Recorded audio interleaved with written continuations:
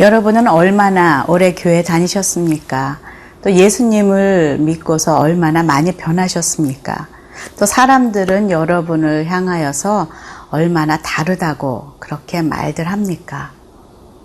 예수님 때문에 내가 누리고 싶은 것 혹은 내가 생각하는 것, 내가 원하는 것을 내려놓고 포기한 경험이 있습니까?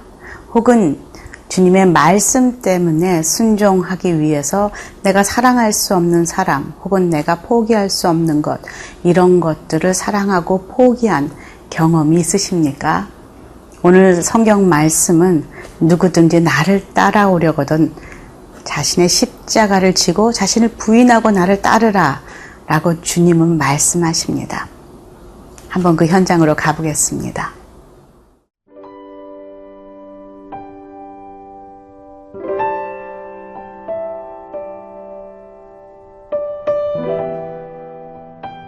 마가복음 8장 27절에서 38절 말씀입니다. 예수와 제자들이 빌립보 가이사랴 여러 마을로 나가실세 길에서 제자들에게 물어 이르시되 사람들이 나를 누구라고 하느냐? 제자들이 여짜와 이르되 세례 요한이라 하고 더러는 엘리야 더러는 선지자 중에 하나라 하나이다. 또 물으시되 너희는 나를 누구라 하느냐? 베드로가 대답하여 이르되 주는 그리스도시니이다 하매 이에 자기의 일을 아무에게도 말하지 말라 경고하시고 인자가 많은 고난을 받고 장로들과 대제사장들과 서기관들에게 버림받되어 죽임을 당하고 사흘 만에 살아나야 할 것을 비로소 그들에게 가르치시되 드러내놓고 이 말씀을 하시니 베드로가 예수를 붙들고 항변하매 예수께서 돌이키사 제자들을 보시며 베드로를 꾸짖어 이르시되 사탄아 내 뒤로 물러가라. 네가 하나님의 일을 생각하지 아니하고 도리어 사람의 일을 생각하는도다 하시고 무리와 제자들을 불러 이르시되 누구든지 나를 따라오려거든 자기를 부인하고 자기 십자가를 지고 나를 따를 것이니라. 누구든지 자기 목숨을 구원하고자 하면 잃을 것이요 누구든지 나와 복음을 위하여 자기 목숨을 잃으면 구원하리라. 사람이 만일 온 천하를 얻고도 자기 목숨을 잃으면 무엇이 유익하리요? 사람이 무엇을 주고 자기 목숨과 바꾸겠느냐? 누구든지 이 음란하고 죄 많은 세대에서 나와 내 말을 부끄러워하면 인자도 아버지의 영광으로 거룩한 천사들과 함께 올 때에 그 사람을 부끄러워하리라. 가이사랴 빌립보의 사건은 예수님의 사역 가운데 중요한 획을 긋는 사건이라고 할 수 있습니다. 왜냐하면 이곳에서 예수님은 제자들에게 자신의 정체성을 하나하나 스스로 드러내시기 시작하시기 때문입니다. 오늘 제자들에게 주님은 이렇게 질문하십니다. 27절, 28절입니다. 예수와 제자들이 빌립보 가이사랴 여러 마을로 나아가실세 길에서 제자들에게 물어 이르시되 사람들이 나를 누구라고 하느냐? 제자들이 여짜와 이르되 세례 요한이라 하고 더러는 엘리야 더러는 선지자 중에 하나라 하나이다. 사람들은 헤롯 왕처럼 예수가 자신이 죽였던 세례 요한이 다시 살아난 것이다 라고 의심하는 자들도 있고 또 구약의 말라기의 예언처럼 심판과 구원 전에 오기로 한 그 엘리야가 바로 예수가 아닌가라고 생각하는 사람들도 있고, 또 모세의 예언처럼 구약의 그 종말에 나타날 선지자가 아닌가라고 사람들은 이야기하고 있다라고 제자들은 이야기합니다. 제자들은 지금 상황 파악을 잘 하고 있습니다. 혼동하고 혼란을 겪고 있는 사람들은 이런 생각을 가지고 있다라고 그 현실에 대해서 예수님께 지금 상황을 설명하고 있는 것이죠. 지금 중요한 것은 예수님은 그 주변 사람들의 의견들보다도 제자들의 마음이 궁금하십니다. 그래서 밤낮으로 자신을 따라다니는 제자들에게 이렇게 묻습니다. 너는 나를 누구라 하느냐? 너는 나를 향하여 어떤 고백을 가졌는가? 라고 물으십니다. 29절입니다. 또 물으시되 너희는 나를 누구라 하느냐? 베드로가 대답하여 이르되 주는 그리스도시니이다 하매, 베드로는 망설임 없이 주는 그리스도시다 라는 믿음의 고백을 합니다. 마태복음 16장에도 이 동일한 장면에서 베드로는 주는 그리스도시요 살아계신 하나님의 아들이라는 신앙 고백을 하여서 예수님의 칭찬을 받은 그런 장면이 기록되어 있습니다. 주님은 지금 우리에게도 매일매일 동일하게 물으십니다. 너는 나를 누구라 하느냐? 내가 경험한 나는 누구냐? 라고 물으십니다. 여러분 어떤 말로 대답을 하시길 원하십니까? 혹시 주변에 있는 사람들처럼 늘 예수님께 나아가 교회에 나아가 이것저것 내가 원하는 것을 강구하면서 예수님 자신은 확실히 누군지 알지 못하는 그런 사람들의 모습이 내 안에는 없는지, 예수님을 늘 내 병을 고쳐줘야 하는 그런 의사 정도로, 혹은 내 자식이 잘 되게 해주어야 하는 해결사 정도로, 또 내 남편 승진시켜줘야 하는 대단한 백 정도로 그렇게 자신의 필요에 맞춰서 예수님의 이름을 부르고 있지는 않은지 오늘 이 말씀 속에서 나를 점검하게 합니다. 주님은 나를 구원하시기 위해서 이 땅에 오신 구세주요, 또 내가 매일매일 의지하고 따라갈 길이요 진리요 생명이신 분, 그리고 그 주님이 나의 주인이시오, 그리고 다시 오실 신랑이십니다 라는 고백이 저와 여러분에게 있길 바랍니다. 정말 성경 속에서 예수님을 가장 많이 알아서 너는 내 마음에 합한 자다 라는 그런 칭찬을 받았던 다윗은 예수님을 구체적으로 삶 가운데 경험하고 고백합니다. 주님은 나의 목자시오, 주님은 나의 방패시오, 주님은 나의 피할 바위시오, 또 주님은 나의 구원자시오, 그리고 주님은 나의 피난처시오. 끝도 없이 주님에 대한, 그 여호와 하나님에 대한 자신의 경험을 말하고 있는 다윗을 우리는 기억합니다. 아직 때가 아니라 예수님은 자신에 대해서 이해할 수 없는 많은 사람들에게 그 정체성을 소문내지 말라 그렇게 말씀하십니다. 그리고 자신이 앞으로 이런 일을 겪게 될 것이다 라고 말씀하죠. 31절입니다.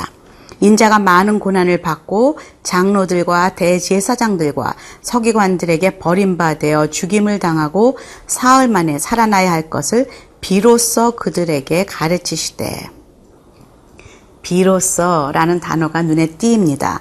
마침내 비로소 자신이 가야 할 그 고난의 길, 그리고 그 십자가의 길, 그것을 통한 부활, 그 다시 살아나심을 가르치기 시작하십니다. 이 가르침은 제자들을 당황하게 합니다. 왜냐하면 제자들이 그려놓은 그 예수님의 모습은 세상의 군주로 오신, 세상을 다스릴 메시아로 오신 대단한 이 세상의 왕으로 그렸기 때문에 이 모습은 이 모습의 표현은 당황스러운 표현이죠. 놀란 베드로는 이렇게 말합니다. 32절에 드러내놓고 이 말씀을 하시니 베드로가 예수를 붙잡고 항변하매, 여기서 항변하다라는 것은 오히려 예수를 야단치며 꾸짖으며 하는 그런 표현입니다. 아니, 당신이 죽는다니, 내가 모든 것을 버리고 따라온 당신이 이 세상의 군주가 아니라 십자가의 길을 죽어야 할 그런 사람이라니, 이렇게 고백하며 안타까워하며 따지는 베드로. 그 베드로의 모습 속에서 나의 모습을 봅니다.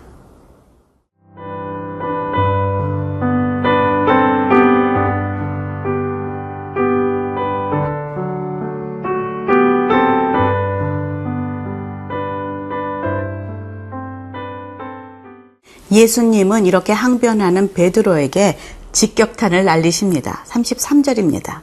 예수께서 돌이키사 제자들을 보시며 베드로를 꾸짖어 이르시되 사탄아 내 뒤로 물러가라. 내가 하나님의 일을 생각하지 아니하고 도리어 사람의 일을 생각하는도다 하시고, 베드로가 예수님께 항변했다라는 단어는 지금 예수님께서 베드로를 꾸짖어 이르시되라는 단어와 동일한 단어입니다. 그리고서는 사탄아 내 뒤로 물러가라.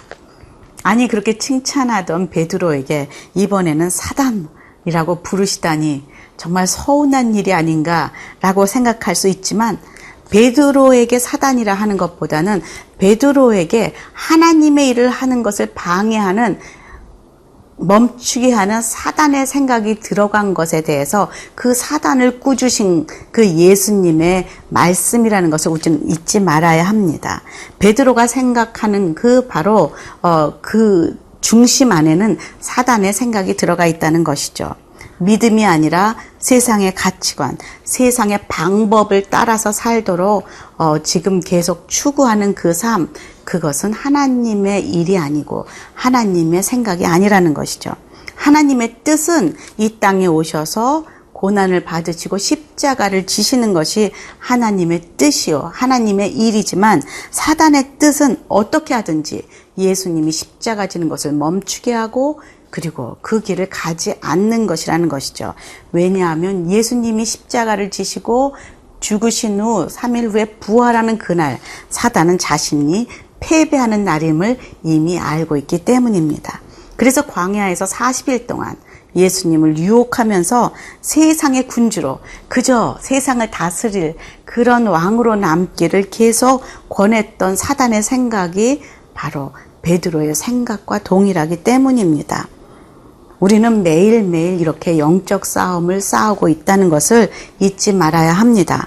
하나님의 뜻, 하나님의 일, 하나님 나라의 생각, 그것을 추구하는, 그것을 원하는 믿음의 삶을 살고자 하는 내 마음과, 그리고 또 하나 세상의 가치관, 사단이 심어준 세상의 생각, 이 땅에서 영원히 살 것 같이 이 땅에 뿌리를 잡고 내리도록 하는 그 주님의 가신 십자가를, 그 길을 거부하도록 하는 그 사단의 생각이 내 안에서 계속 싸우고 있다는 것이죠. 우리는 늘 선택해야만 합니다. 하나님의 말씀에 순종하는 믿음으로 살 것인가? 아니면 세상의 가치관을 따라서 살 것인가? 베드로를 사단이라고 또 부르시는 것은 우리가 그것을 배워서 하나님을 잘 모르는 남편 혹은 시어머니, 이런 분에게, 나를 핍박하고 힘들게 하는 사람에게 너는 나의 십자가다, 너는 나를 넘어뜨린 사단이다, 이렇게 부른다는 것은 정말 우리가 오해하고 있다는 것이죠. 사람을, 지금 베드로를 사단이라 하는 것이 아니라 그를 통하여 우리를 유혹하고 넘어뜨리려 하는 그 뒤에 있는 그 사단을 바라보고서 예수님은 꾸짖고 계시다는 것이죠. 그래서 우리의 이웃과 가족, 친한 친구를 통해서 우리를 유혹하는 그 악한 영을 대적해야지, 사람을 향하여 사단이다, 그렇게 말하는 것은 하나님의 방법이 아닙니다. 예수님은 다시 제자들에게 가르치십니다. 진정한 제자의 삶이란 무엇인가? 35절입니다. 무리와 제자들을 불러 이르시되 누구든지 나를 따라오려거든 자기를 부인하고 자기 십자가를 지고 나를 따를 것이니라. 누구든지 자기 목숨을 구원하고자 하면 잃을 것이요 누구든지 나와 복음을 위하여 자기 목숨을 잃으면 구원하리라. 예수님의 그 삶을 따르는 그 길에는 대가가 필요합니다. 권리 포기가 있습니다. 이것이 없이는 아무도 그 고난의 길, 십자가의 길을 갈 수가 없습니다. 그러나 그 길을, 십자가의 길을 통과하지 않고서는 부활도 없다라는 것을 우리는 잊지 말아야 합니다. 부활의 승리를, 그 부활의 기적을 경험하기 원해서는 오늘도 우리는 십자가의 십자가에 나를 못 박고 나를 부인하고 나아가는 결단이 필요합니다. 그곳은 어떤 곳입니까? 십자가 위는 말이 없습니다. 핑계가 없습니다. 주님이 내 안에서 살아나는 것을 경험하는 그곳입니다. 그래서 정말 내가 원함이 아니라 하나님의 말씀 때문에 나의 자아를 죽이고 순종하는 그 자리. 그래서 나는 죽고 내 안에 그리스도께서 사신다고 고백했던 그 바울의 고백이 고백되어지는 그 자리가 바로 십자가 위라는 것이죠. 오늘도 내가 십자가 위에 올라가서 조용히 내 안에서 주님이 살아나도록 그렇게 순종하는 결단과 그리고 귀한 그 은혜의 체험과 그리고 열매들이 우리 삶 가운데 있기를 간절히 축원합니다. 함께 기도하겠습니다. 하나님 감사합니다. 오늘도 주님이 따라오라 하신 그 십자가의 길에 대가와 내려놓음이 필요하다는 것을 다시 한번 깨닫습니다. 저희도 주님의 길을 따라 십자가를 매일매일 지는 그 제자의 삶을 살 수 있도록, 그래서 부활을 경험하는 축복을 경험할 수 있도록 도와주시옵소서. 예수님 이름으로 기도합니다. 아멘.